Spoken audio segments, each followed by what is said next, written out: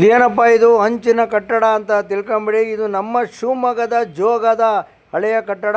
ಭಾಳ ಅಭಿವೃದ್ಧಿ ಆಗ್ತಾಯಿದೆ, ಸಖತ್ತಾಗಿ ಸೂಪರಾಗಿ ವಂಡರ್ಫುಲ್ಲಾಗಿ ಆಗ್ತಾಯಿದೆ ನೋಡಿರಿ. ಇದೆಲ್ಲ ಬಸ್ ಸ್ಟಾಪ್, ಇದು ಬಸ್ಗಳೆಲ್ಲ ರೆಸ್ಟಿಂಗ್ ಅಂತೇಳಿ ಅದ್ಭುತವಾಗಿ ಎಲ್ಲ ಕೋಟ್ಯಾಂತರ ರೂಪಾಯಿನಲ್ಲಿ ಖರ್ಚು ಮಾಡಿ ಮಾಡ್ತಾಯಿದ್ದಾರೆ. ನಾನು ಮೊನ್ನೆ ದಿನ ಕಾರಲ್ಲಿ ಜೋಗ ಜಲಪಾತಕ್ಕೆ ನಮ್ಮ ಅಕ್ಕವ್ರು ಬಂದಿದ್ದರು ಅಂತೇಳಿ ಕರ್ಕೊಂಡೋಗಿದ್ದೆ. ನೋಡಿ ಎಷ್ಟು ಚೆನ್ನಾಗಿ ಆಗ್ತಾಯಿದೆ. ಫುಟ್ಪಾತು ಸೈಡಿಗೆಲ್ಲ ಗ್ರಿಲ್ಸ್ ಎಲ್ಲ ಹಾಕ್ಯಾರೆ. ವಂಡರ್ಫುಲ್ಲಾಗಿ ಆಗ್ತಾಯಿದೆ ಕಣ್ರಿ. ಅಬ್ಬಬ್ಬಬ್ಬಬ್ಬ ನೋಡೋದಕ್ಕೆ ನಾಲ್ಕು ಕಣ್ಣು ಸಾಲದು ಕಣ್ರಿ. ಅಬ್ಬಾ ಏನೇ ಆಗಲಿ ಅಭಿವೃದ್ಧಿ ಆಗ್ತಾಯಿದೆ. ನೀವು ಎಲ್ಲ ನಮ್ಮ ಜೋಗಕ್ಕೆ ಬನ್ನಿ ಪ್ರವಾಸಿಗರು ಅಂತ ಹೇಳ್ತಾ ಇದ್ದೀನಿ. ನೋಡಿರಿ, ವಿಶ್ವವಿಖ್ಯಾತ ಜೋಗ ಜಲಪಾತ ಬೇಸಿಗೆ ಕಾಲದಲ್ಲೂ ಹೇಗೆ ನೀರು ಧುಮುಕ್ತಾ ಇದೆ ಅಂತಾಳೆ.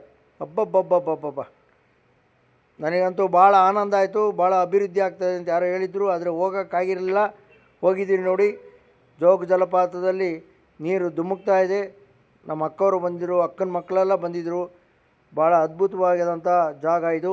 ನೀವೆಲ್ಲ ಮಳೆಗಾಲಕ್ಕೆ ಬರೀರಂತೆ ಪ್ರವಾಸಿಗರೆಲ್ಲ ನಮ್ಮ ಶಿವಮೊಗ್ಗ ಜಿಲ್ಲೆಗೆ ಪ್ರವಾಸವನ್ನು ಬನ್ನಿ. ಇನ್ನೂ ಹಲವಾರು ಭಾಳ ಉತ್ತಮವಾದಂಥ ಜಾಗಗಳಿದ್ದಾವೆ.